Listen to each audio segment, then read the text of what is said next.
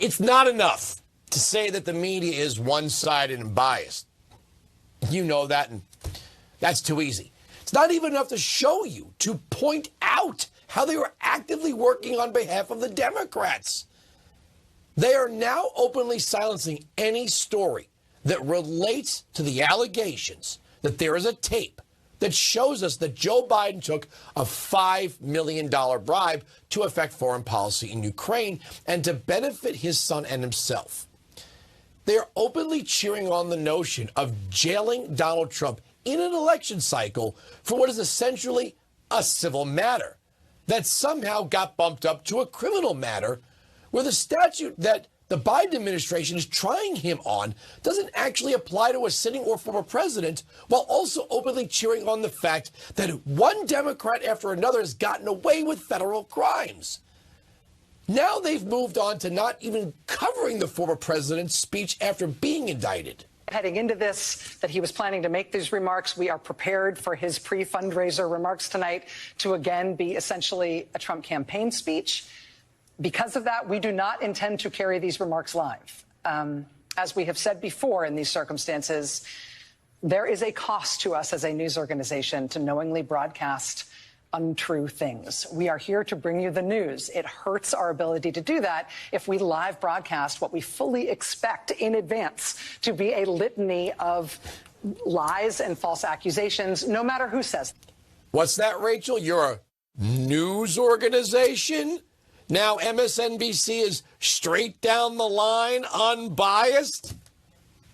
Seriously? Get out of here. Did you people ever once question the lies, the Trump-Russia lies told by Adam Smith and basically Adam Schiff and every other Democrat? No, you didn't. You put Schiff on morning, noon, and night, weekends too, never challenging him to produce the evidence that he claimed proved Trump was colluding with Russia. But now you have a moral obligation, right? Please. Some of these people are so easily broken, like Jake Tapper. We do have now some of the sound, as I told you. We're not, and the audience, we're not carrying his remarks live because, frankly, he says a lot of things that are not true and sometimes potentially dangerous. Look at you wearing your morals on your sleeves. They will not tolerate, by the way. The media has decided that it has to be Biden. And if it's not going to be Biden, it's going to be the next Democrat in line. They will not cause any harm to Democrats in this election cycle. They will not tolerate any dissent from their propaganda at this point. There's no space. Right now, there's no space between the DNC, the Biden administration, and the media. But again, the FBI had access to those documents, they had access to those boxes, and they had access to all those rooms as well. Congresswoman, the FBI did not have access to those documents. There was a subpoena for those documents, and then the attorneys for Donald Trump said that they had given all of the documents over, and then that was not true, and then they had to have a raid. I remember last summer. Thank you so much, it was Congresswoman. In open source I apologize about the audio issues. Yeah, I'm sure. I apologize. We're having an audio issue, but Congresswoman, I thank you so much for joining us. They're going to be having audio issues for the next 18 months. Faking audio issues. So lame. I mean, you people really do suck. Now, you just heard me in the opening segment with our former federal prosecutor guest discussing the leap from a civil matter to a criminal one. In the cases of both Joe Biden and Hillary Clinton, the DOJ deferred to their private counsel when investigating their matters. Ooh, what's that, you say? Yes, in fact, Hillary's private attorneys actually sifted through her emails to decide what of the emails were private and what were work-related before the FBI got access.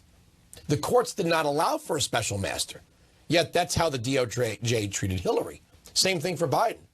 We do not know exactly when those classified documents were discovered in the Chinese-funded Ped Biden Center. Oh, November 2022? No. That's when they went public, then notified the FBI. There was no warrant or raid or anything. Biden's lawyers went through all the boxes at the offices and home of Joe Biden before the FBI, okay? And then they lost their minds when Trump said, I think we should have a special master to make sure that what you're taking, you're really entitled to. Here's Hillary Clinton on Pod Save America, the obnoxious left-wing elitist podcast hosted by a bunch of former Obama flunkies. She knows she got away with it and now wants Trump in jail. Republicans claim that you did the same thing and got off scot-free. Why did your friend Jim Comey let you off so easy? That's a really good question. I can't figure that one out. I do think it's odd, let's just say, to the point of being absurd, how that is their only response. They refuse to read the indictment. They refuse to engage with the facts. There's nothing new about that. And what they refuse to admit is, this is on a track about him, not about anybody else. No matter how much they try to confuse people and how much they try to, raise extraneous issues. And it's going to be fascinating, I guess, in a bizarre and sad way, to watch them spin themselves up. If you watched any of the news programs this weekend, their efforts to defend this man are truly beyond anything that I ever thought possible in our country. No, we're looking for equal application of the law. How could any reasonable person read the Espionage Act, 18 U.S.C. 793, sections D and E, and listen to you and not think you aren't guilty as hell? Now, here's Biden.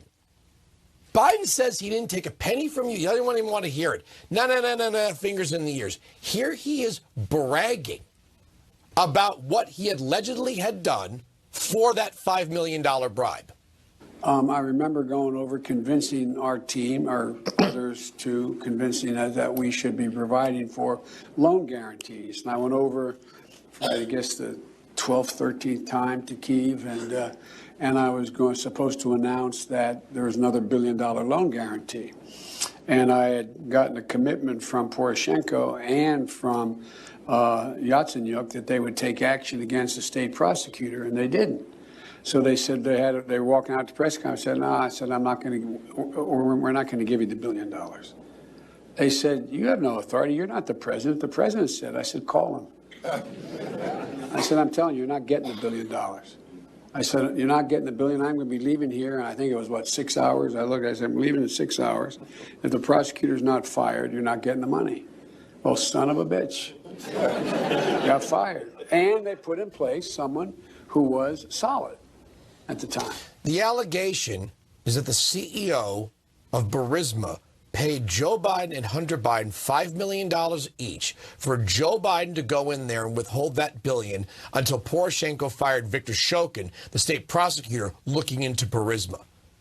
Here's Biden denying that he knew anything about what was going on at Burisma.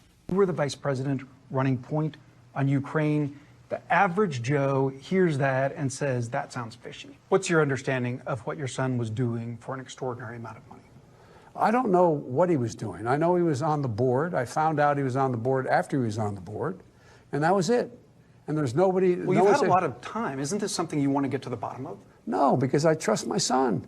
But that doesn't pass the smell test. Like, when you're vice president, isn't there a higher standard? Don't you need to know what's happening with your family? Don't you need to put down some guardrails? Unless there was something that was, there was something on its face that was wrong. There's nothing on its face that was wrong. So look, if you want to talk about problems, let's talk about Trump's family. I mean, come on. This is... So these guys are amazing. Notice this, the documents, this 1023 is not classified. No one in the media is demanding that the FBI make it public because they don't want to know.